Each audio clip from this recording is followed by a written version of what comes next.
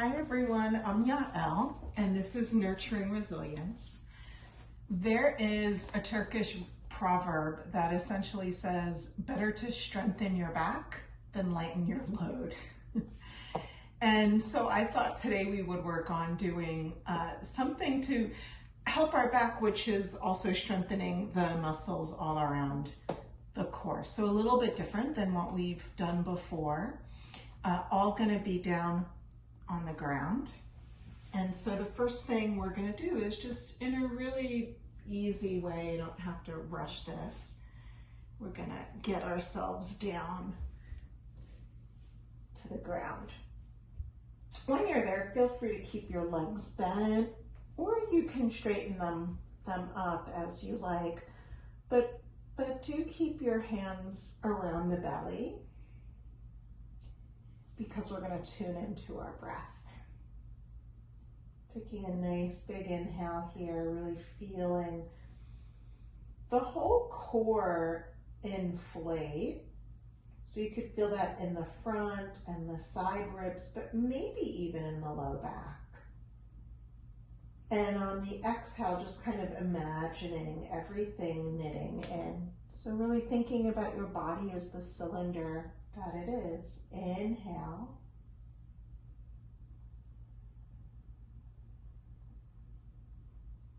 And exhale, let everything relax.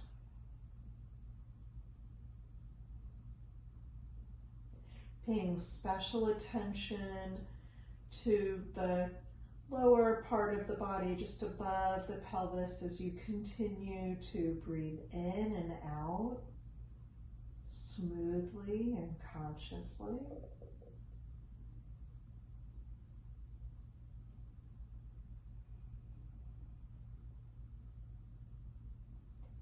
Good, and then we're going to change it up. We're going to take a nice big inhale, just as we've been.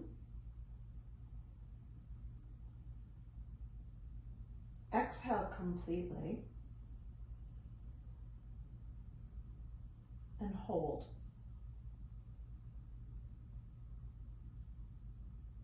Good, when you're ready, just taking another big inhale. We'll let that go completely, and we'll pause on the exhale.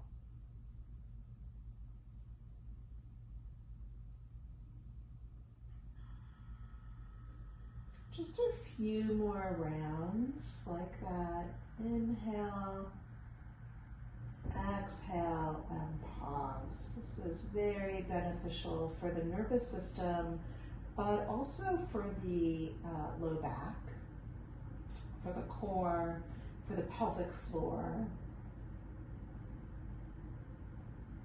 And remember, my legs are straight, but also very possible to do. In fact, it might even be better to do with your legs bent so that you could feel the low back in the ground. Good. After your next one, just come back into a regular pattern of breathing. And then we'll just draw in that right knee. You could extend that left if that feels good. And then we'll switch. We'll draw left knee in and extend right. And we'll just keep switching here. So different options. You can, as you extend that opposite leg, you can have the heel on the ground as I've been doing. You could kind of dial it up a notch by letting that heel hover above the ground. And then the other thing that you could do if you want to add a little bit more core challenge here is just to do the same movement, but we're just lifting up the head. We're still keeping everything nice and long in the back of the body, so I'm just going to continue to look up at the ceiling. And I'm just going with my breath here, waking up through the center. Good.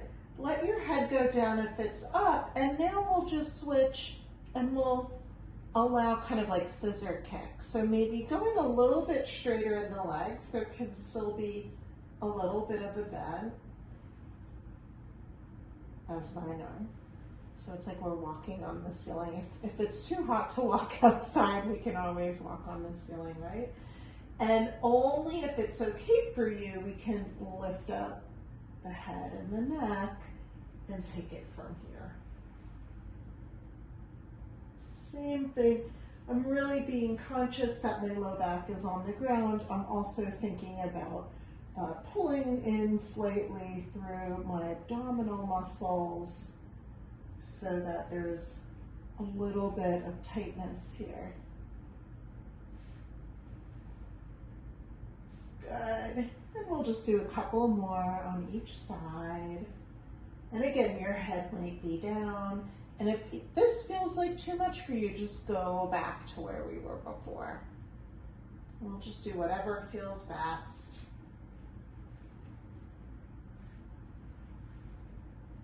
Good, and then we'll go ahead and just give ourselves a really nice big stretch. You can point and flex through the feet.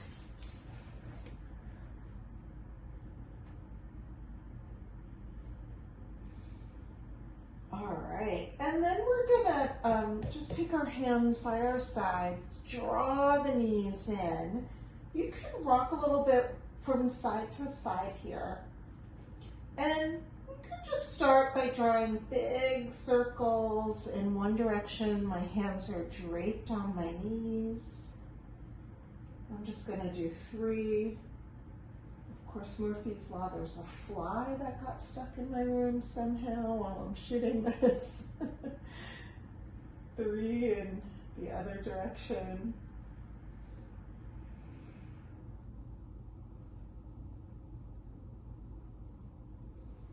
Good. And I'm going to extend my arms nice and long. I'm actually going to just keep my hands here. I want to have more or less this 90-degree angle. I don't want my knees to come in too much for this next thing we're going to do. We're going to just lift up through the lower legs and keeping this angle, if it's helpful, by all means, keep your hands up here. I'm just going to tap one foot, my left foot, as far away from me as I can. And then my right foot. So I could tap either with my toes or with my heel.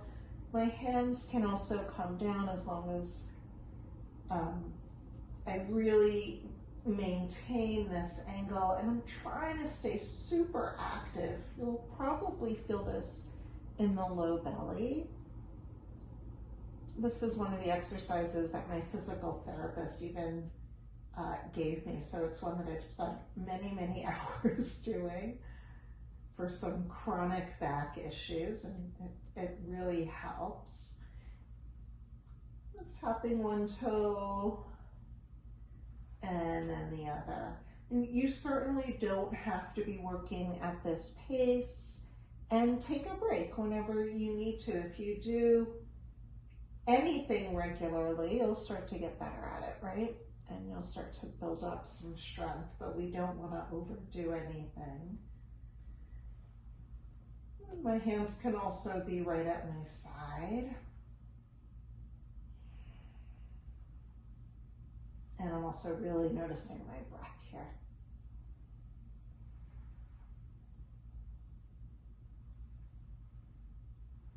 Good. Only if you want to add a little something, you could also take your head, neck, and upper back up, looking straight up, keeping the elbows nice and wide, and just continue this either toe or heel tapping. It just depends on the flexibility of your foot, which part of your foot hits the ground, but no matter what, I'm guessing that you're feeling it. If you want, you could go a little bit faster just for these next few seconds.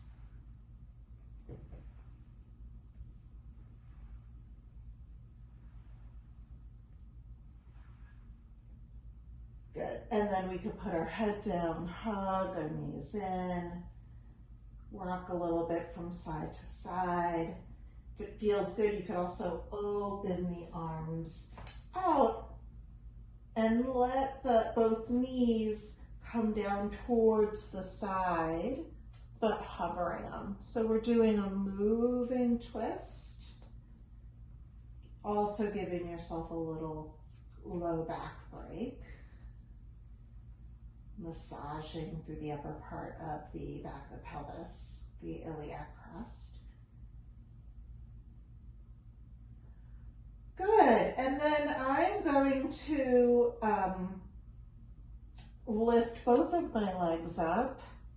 I'm gonna just rock my bum a little bit from side to side so I could place my hands underneath. And you've probably seen this. I'm just gonna drop one leg down towards the ground and then the other. So I'm really trying to like scoop that tailbone up so that the low back is comfortably against the ground. My legs are only as straight as they'll go. If this bothers you in any way, don't go down as low. Just make these steps much smaller. That's fine too. I find it almost impossible to have my leg be completely straight, so there's a little bend in that. That's also just fine. Noticing exactly what you're feeling and where.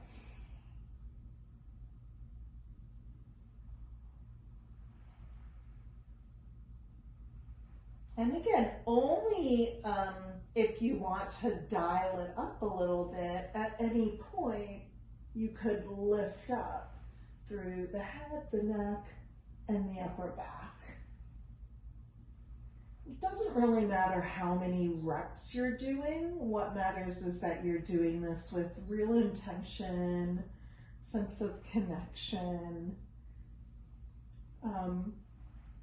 I also think pleasure. I think pleasure is a really important part of all of our movement and mindful practices. Good, and I'm just gonna do 2 more on each side.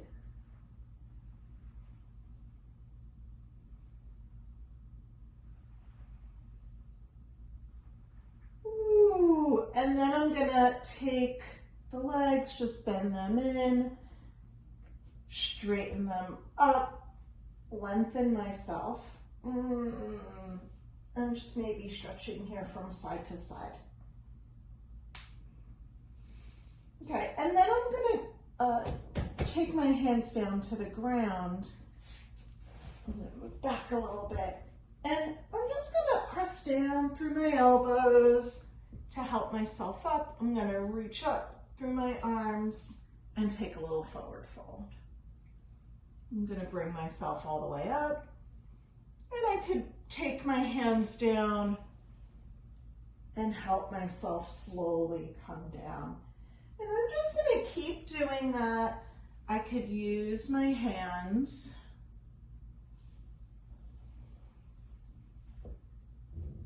If I wanted to, I could begin to play with reaching my arms above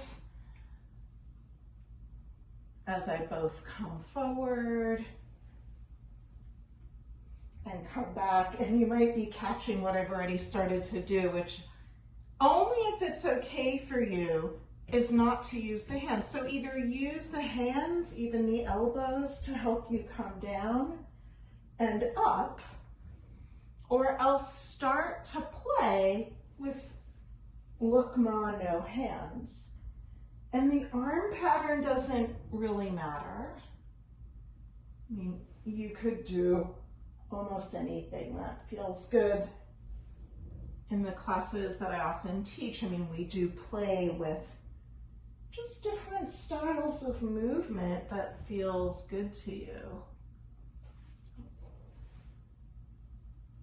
You could experiment with both, using hands or using elbows. And if going straight, forward and back, no longer feels like it's serving you, or if it feels like you just want to add in a little spice, then you could make this into a little bit of a twist as you come up. Just twisting, reaching one arm beyond the opposite foot.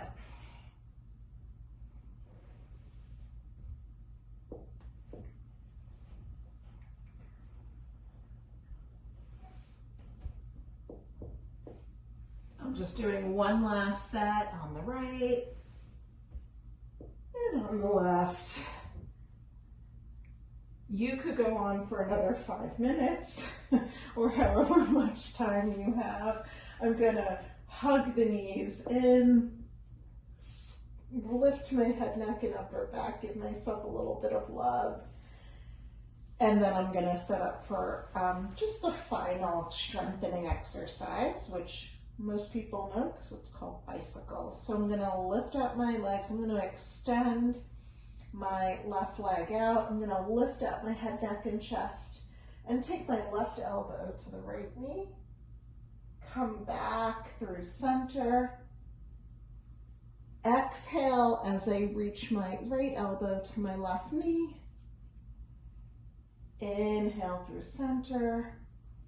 Exhale. Good, coming through center. So many ways that you can do this. To make it harder, straighten out through both legs when you come through center, or keep them nice and bent through center.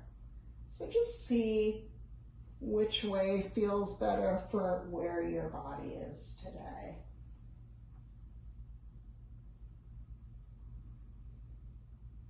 And we're not trying to rush ourselves in any way. There's no rush for us to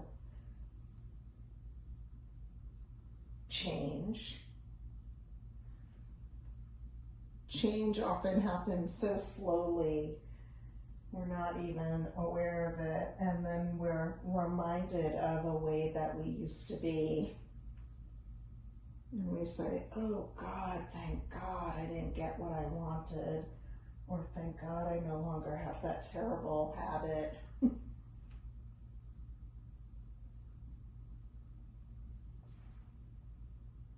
I'm just switching it up to play with different ways of doing this. Good, why don't we just do one more on each side.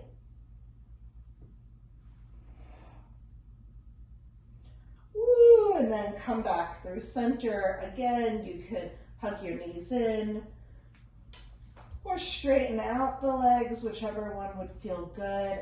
Actually, I'll invite everyone to move to straightening out the legs, and let's just come into a brief banana asana.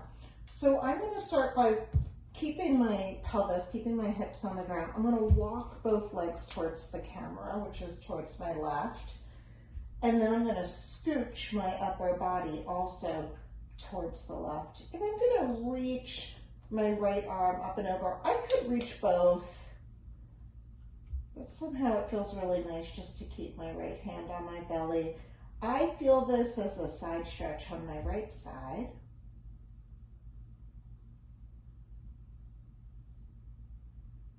And I'm just going to enjoy the feeling of being grounded here, relaxed. I can intentionally relax my jaw and my eyes.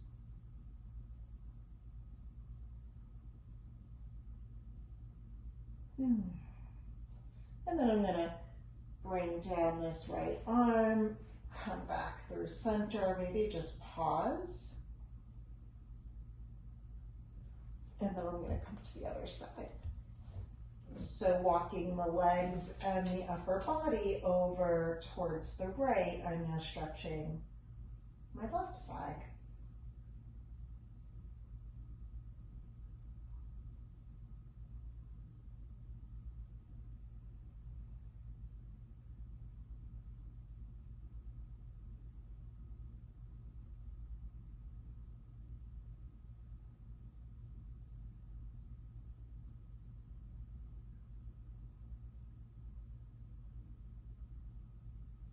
Enjoying the cooling effects of the stretch.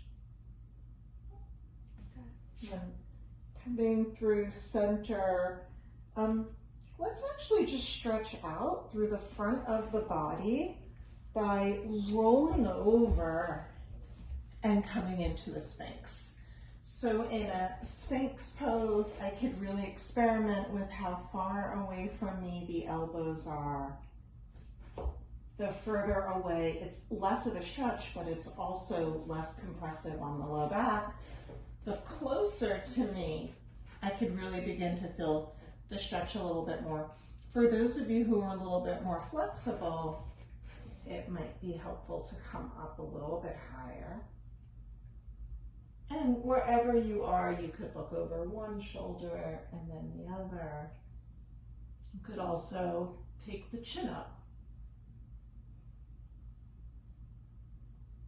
Wherever you are, we'll just take a few nice deep breaths here.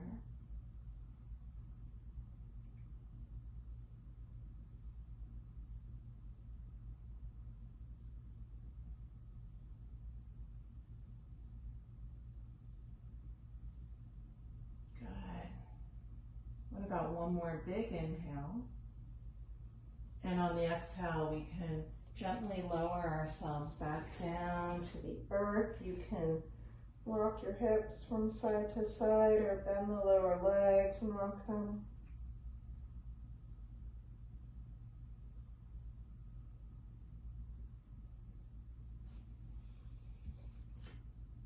And then let's go ahead, press up through tabletop, take it all the way back towards a child's pose. So reaching the sit bones back towards the heels. You can you could do one of two things with your arms. You can keep them straight and press the heels of the hands away from you. This might help you really round through the low spine, which is the opposite movement from what we just did. Or you can just totally relax the arms, let the shoulders come forward down towards the ground. You could also rock a little bit from side to side.